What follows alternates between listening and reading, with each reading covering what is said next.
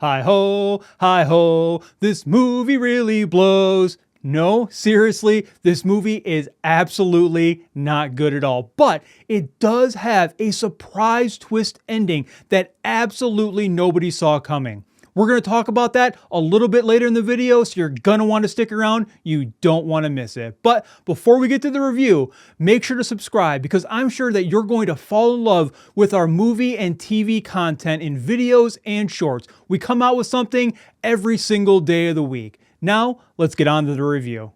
I will say, I did have some preconceived notions about this movie going into it, but I made sure to leave them at the door and to judge this movie with a clean slate. I also made sure to revisit the 1937 original as I hadn't seen it since I was a kid and wanted to be able to compare and contrast the original to this movie. I will say that this movie lived up to and exceeded what I thought it was going to be, but it also surprised me in some ways as well. Traditionally, I start off with the positives, but today we're going to start off with the negatives, and I want to start with the story.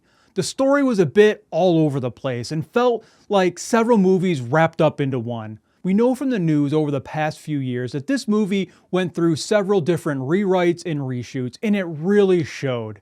You can tell that they didn't want to really scrap everything they had previously shot in their original versions, which made this movie really clunky. The biggest example of this is with the dwarves, as the original plan was for some mismatched DEI special of live-action dwarves that were all men, women, dwarves, all different kinds of races and so on, just a big conglomerate of people. After massive negative feedback, they changed it to CGI dwarves, but don't worry, the old dwarves are still in this movie as they are repurposed as bandits.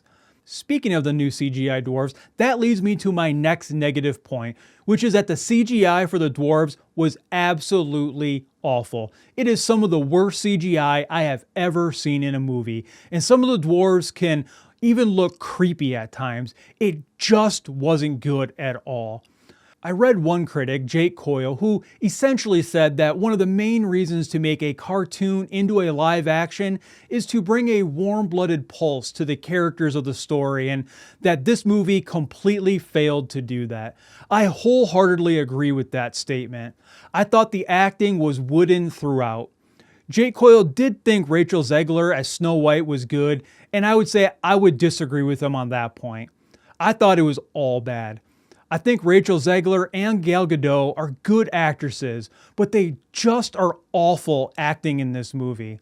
Zegler has several songs she sings in the movie which audibly sound really nice, but the expressions that she makes when she's singing these songs completely doesn't match the songs or the lyrics.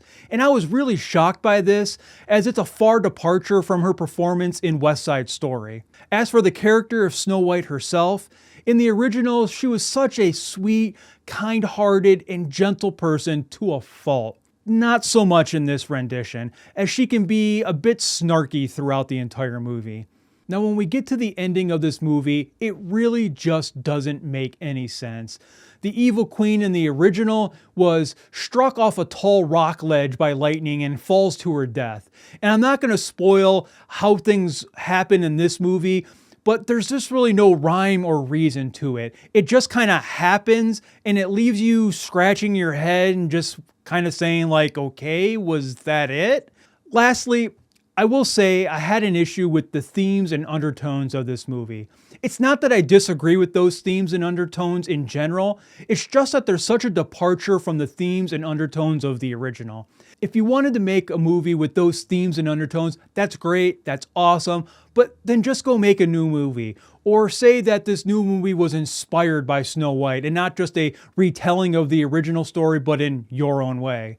Now, if you're enjoying this video, make sure to give it a like and let me know what you think of this movie down in the comments. And don't worry, I haven't forgotten to tell you about that surprise twist ending. It's coming shortly. Now on to the things that I did like about this movie. They made some changes to the story by giving Snow White and her parents a bit more of a backstory and tell how the evil queen's stepmother came to be in that position. I thought that was done really well and was an improvement on the original. The biggest improvement on the original is fleshing out the love story. In the original, the prince basically hops the castle fence and creeps up on Snow White and scares her. Moments later, she's then now seemingly in love with him, and then we don't see him again to the very end of the movie when she's already been dead for what is alluded to probably about a year.